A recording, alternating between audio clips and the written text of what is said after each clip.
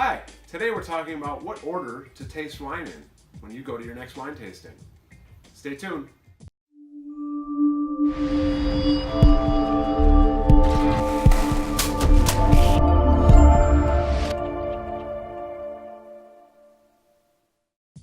Hi, I'm Tim from Elma Wine and Liquor.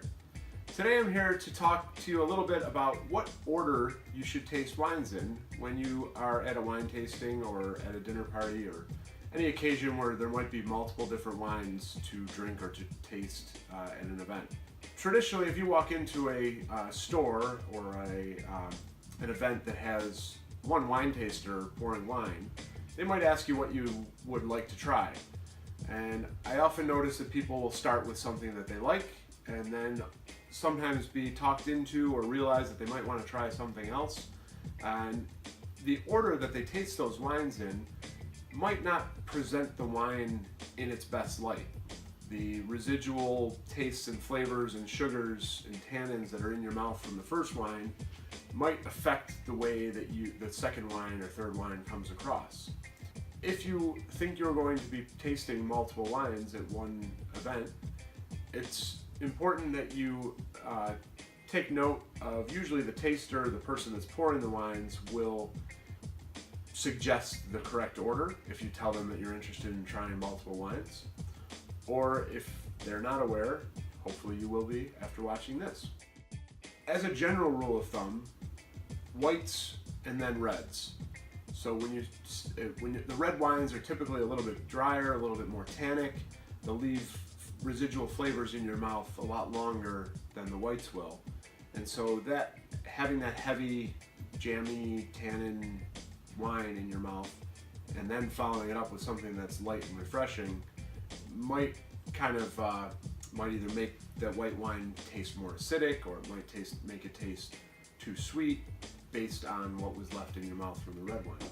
So the general rule of thumb, white then red.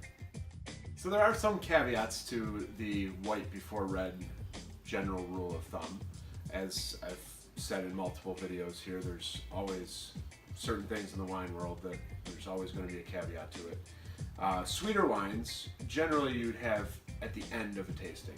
Sometimes the residual sugars left in those wines will make any drier wine that you have after them taste exceptionally dry. Compare it to having a piece of milk chocolate and then a savory mushroom dish.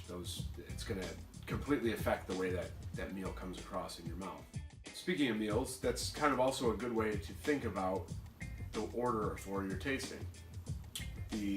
Starting with lighter white wines is comparable, and actually what you should be pairing with appetizers or something before dinner, and then moving into a little bit heavier white wines such as Chardonnays or even then a rosé with a first course of a salad or a light fish or something of that nature. And then moving into the lighter red wines with a pasta dish or with a white meat dish. And then into the heavier reds with your main course of a red meat or a barbecue or grilled steak or something of that nature, followed up by the sweet wines with your dessert. So the same way you kind of progress through a meal is the same way that you should be thinking about progressing through the wines.